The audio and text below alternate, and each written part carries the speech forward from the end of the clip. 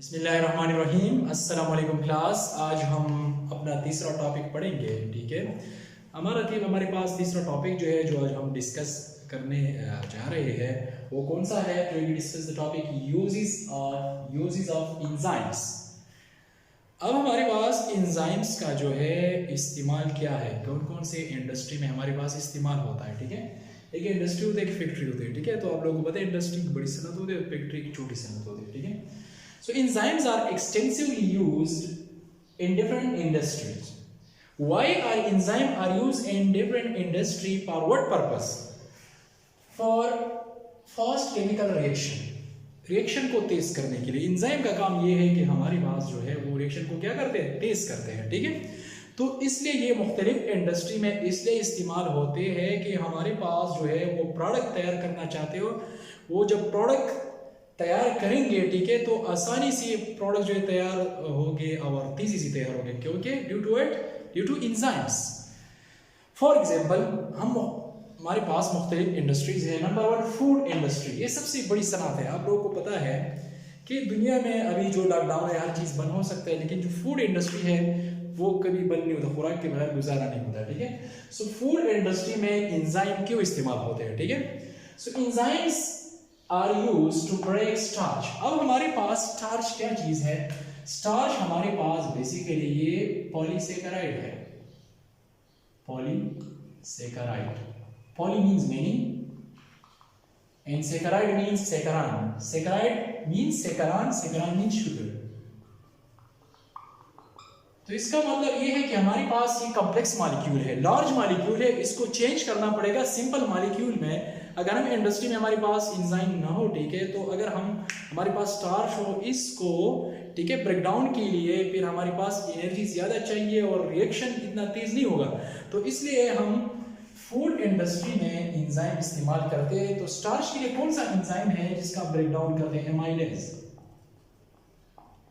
आप लोग को पता होना चाहिए कि पेप्सिन और ट्राइप्सिन के अलावा जितने भी आखिर में एस आएगा वो क्या होगा?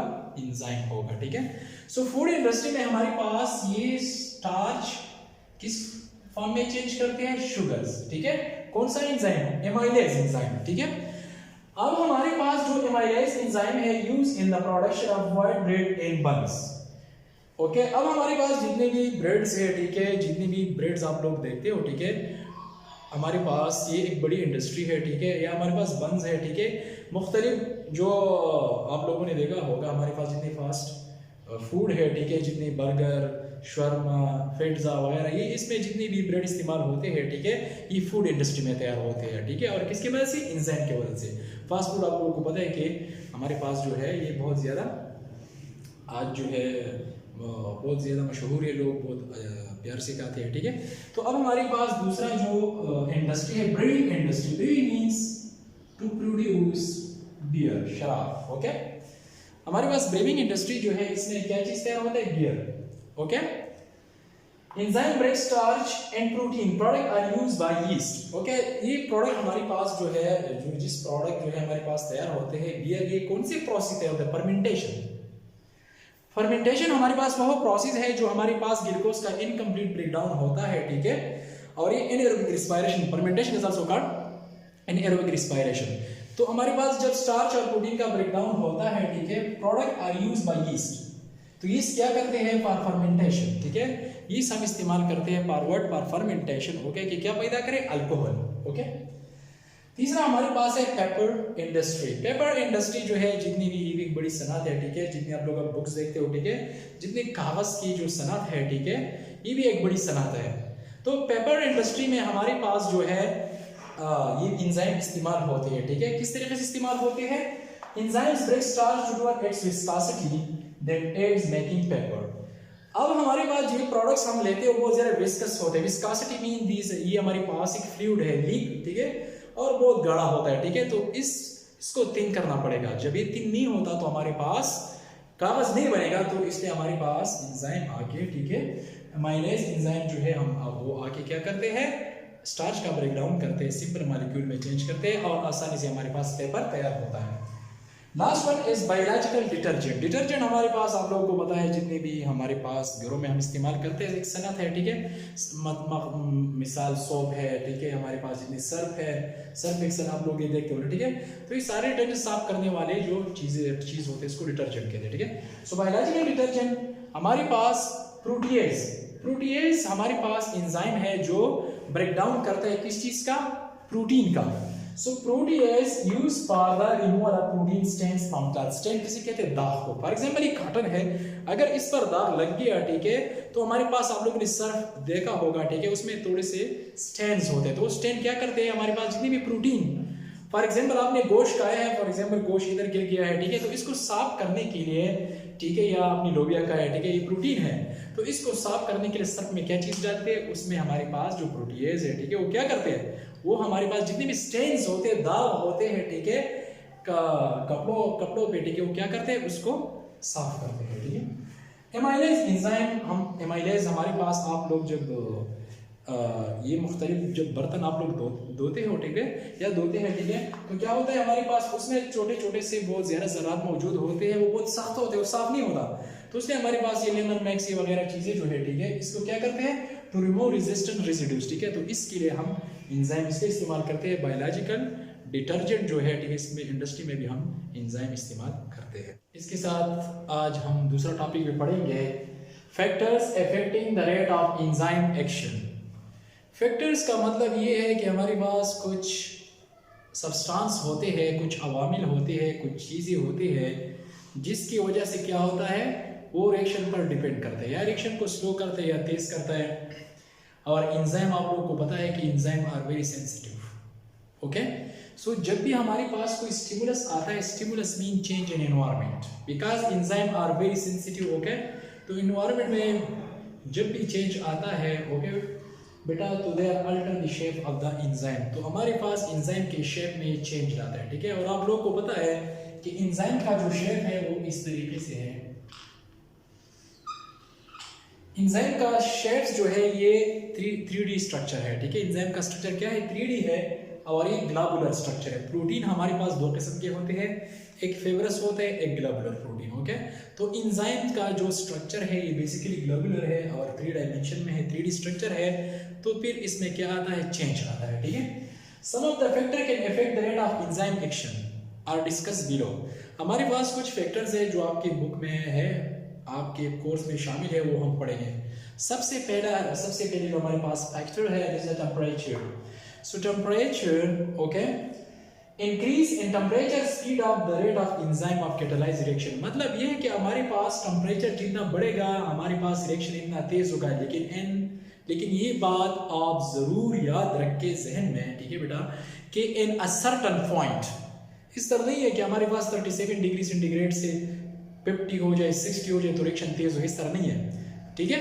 हमारे पास इन अ सर्टेन पॉइंट, ठीक है, जब हमारे पास एक सर्टेन पॉइंट है, और उस पॉइंट को क्या कहते हैं, उसको कहते हैं optimum temperature. Optimum temperature, the temperature at which, the specific temperature in which enzyme works its maximum. ये हमारे पास कितना टेम्परेचर है, 35 से, नॉर्मल जो है 35 से लेकर 37 डिग्री सेंटीग्रेड तक ये हमारे पास नॉर्मल है। और ऑप्टिमम टेम्परेचर जो है, सुटेबल टेम्परेचर, जो बेस्ट टेम्परेचर वो क्या है, 37 डिग्री सेंटीग्रेड है, ठीक है। तो उसको क्या कहते हैं, optimum temperature, that specific temperature at which enzyme works its maximum. इसका मतलब ये है कि एंजाइम और टेम्परेचर के दरमियान जो रिश्ता है, ठीक है, हमारे पास एक डायरेक्ट प्रोपोर्शनलिटी है, लेकिन इन अ सर्टेन पॉइंट आप लोगों को याद रखना है, ठीक है, कि वो क्या है, वो हमारे पास ये जो नॉर्मल टेम्परेचर 35 से लेकर 37, this is called optimum temperature. आप लोगों को पता है कि अगर ऑप्टिमम टेम्परेचर से हमारे पास टेम्परेचर ज्यादा हो जाता है, ठीक है, आप लोगों को बुखार हो जाता है, ठीक है, हमारे पास आपको पता है क्या हो जाता है, हीट एड होता है, ठीक है, आप जो है ना जिस्म में गर्मी महसूस करते हो, ठीक है। इसके साथ हमारे पास एक्टिवेशन एनर्जी जो है, ठीक है, activation energy and also provide kinetic energy भी तेज होता है, ठीक है। और हमारे पास रिएक्शन क्या हो जाता है, एक्सेलरेटेड हो जाता है, ठीक है। अब हमारे पास अगर सर्टेन पॉइंट है, ठीक है, अगर हमारे पास ये टेम्परेचर ज्यादा हो जाता है, फॉर एग्जांपल किसी को बुखार है, ठीक है, 37 डिग्री सेंटीग्रेड है, 98.6 तो नॉर्मल है। अगर इससे ज्यादा हो जाता है, 100 है फ़ारेनहाइट है, 102 है, 104 फ़ारेनहाइट, 106 है, या 40 डिग्री सेंटीग्रेड, इससे ज्यादा हो जाता है, ठीक है, तो हमारे पास फिर एंजाइम जो क्या होता है, उसका डीनेचुरेशन होता है, denaturation of enzyme, because enzyme protein है और ह्यूमन का जो एंजाइम है they are best work in 37 degree centigrade. Human का जो एंजाइम है वो सबसे अच्छा काम 37 डिग्री सेंटीग्रेड पर अच्छा काम करता है, इसको हम हेल्दी कहते हैं कि ये बंदा हेल्दी है, ठीक है, बंदा है, बंदी है, ठीक है, this is a healthy human. Okay, so healthy human के लिए 37 डिग्री सेंटीग्रेड जो एंजाइम बॉडी में अंदर है ये क्या काम करता है, ये ज्यादा काम करता है, ये बेस्ट काम करता है, ठीक है, 37 डिग्री सेंटीग्रेड पे। The temperature will destroy the globular structure of enzyme is called denaturation of enzyme। अगर हमारे पास टेम्परेचर 37 डिग्री सेंटीग्रेड से ज्यादा हो जाता है, 40, 38, 39, 40 से अबव हो जाता है, 104, 106 तक ज्यादा हो जाता है, ठीक है, तो हमारे पास एंजाइम का डीनेचुरेशन करता है, प्रोटीन का स्ट्रक्चर, क्योंकि एंजाइम प्रोटीन है और ग्लोबुलर स्ट्रक्चर मैंने आप लोगों को पहले बताया, ठीक है, तो हमारे पास उसका स्ट्रक्चर क्या हो जाता है, डिस्ट्रॉय हो जाता है। जब उसका स्ट्रक्चर डिस्ट्रॉय हो जाता है, ठीक है, तो हमारे पास फिर ये काम नहीं करता, आप लोगों ने सुना होगा, ठीक है, कि हमारे पास फ्लाई इलाके में शदीद गर्मी की वजह से इतनी लोग जो है वो अल्लाह को प्यारे हो गए, ठीक है, तो मतलब ये है कि हमारे पास एंजाइम एक खास टेम्परेचर पर काम करता है, अगर उससे ज्यादा हो जाए तो फिर अंदर हमारे पास जो है बॉडी में क्या आते हैं, चेंजेस आ जाते हैं, ठीक है, मैंने कहा कि एंजाइम आर वेरी सेंसिटिव। अगर आपको टेम्परेचर आता है तो आपकी बॉडी आप महसूस करते हो, ठीक है, you are not feeling well, आप खाना सीधी तरह से नहीं खा सकते, क्योंकि आप जब हेल्दी हो जाते हो 37 डिग्री सेंटीग्रेड हो जाते हैं तो आप नॉर्मल लेवल में आ जाते हो, ठीक है। इसका रिजल्ट क्या होगा डीनेचुरेशन एंजाइम का, रैपिड डिक्रीज। अल्लाह ताला ने सिस्टम पैदा किया है, एंजाइम रिएक्शन को तेज करता है, लेकिन इसमें दो चीजें मैंने ऑलरेडी कैरेक्टरिस्टिक में पढ़ा है आप लोगों को कि हमारे पास एक एक्टिवेटर है, एक इनहिबिटर है। एक्टिवेटर का काम ये है कि वो रिएक्शन को तेज करते हैं, इनहिबिटर का काम ये है कि वो रिएक्शन को स्लो करते हैं, ठीक है। Results rapid decrease in enzyme action, it may be block completely, तो अंदर इनहिबिटर मौजूद है, ठीक है, हमारे पास नॉन कम्पिटेटिव और कम्पिटेटिव इनहिबिटर होता है, रिएक्शन हम रिटर्न में पढ़ेंगे, ठीक है, तो इनहिबिटर का काम क्या है, वो रिएक्शन को स्लो करते हैं, ठीक है, इवन उसको कंप्लीटली ब्लॉक करते हैं, ठीक है। ये हमारे पास एक ग्राफ है, ये किसके दरमियान है, ठीक है, टेम्परेचर एंड एंजाइमेटिक रिएक्शन, ठीक है, एक जगह rate of enzyme catalyse reaction, ठीक है, और दूसरी तरफ टेम्परेचर है। तो अब हमारे पास अगर आप लोग देख ले इधर से बेटा, तो हमारे पास इधर अगर आप लोग देख ले, ठीक है, तो हमारे पास अगर इधर देखें तो टेम्परेचर हमारे पास क्या हो जाता है, रेज हो जाता है, जब इधर तक आ जाता है ये 37 degree centigrade, this is called optimum temperature. तो इसके बाद अगर आप लोग देखें तो ग्राफ जो है ना आहिस्ता आहिस्ता नीचे आ जाता है, why it result rapid decrease in enzyme, it's may be block completely, अगर ये ब्लॉक ना होता तो फिर इंसान जो है उसके लिए बहुत खतरा होता, ठीक है। कंक्लूजन हमारे पास क्या है, above 35 degree centigrade and below 0 degree centigrade जो हमारे पास एंजाइमेटिक एक्टिविटी होती है वो स्लो हो जाती है, ठीक है, या कंप्लीटली क्या हो जाता है, ब्लॉक हो जाता है, ठीक है। तो आज हमने दो टॉपिक आप लोगों को पढ़ाए, एक हमारे पास था यूज ऑफ एंजाइम और हमारे पास जो तीसरा है, ठीक है, वो क्या है, टेम्परेचर, ठीक है। तो आप लोगों का होमवर्क ये है कि ऑलरेडी हमने पहले लेक्चर कैरेक्टरिस्टिक्स ऑफ एंजाइम वो क्वेश्चन भी आप लोगों ने लिखना है, प्रॉपर्टी ऑफ एंजाइम वो भी बहुत आम है बोर्ड के एग्जाम के लिए, ठीक है बेटा।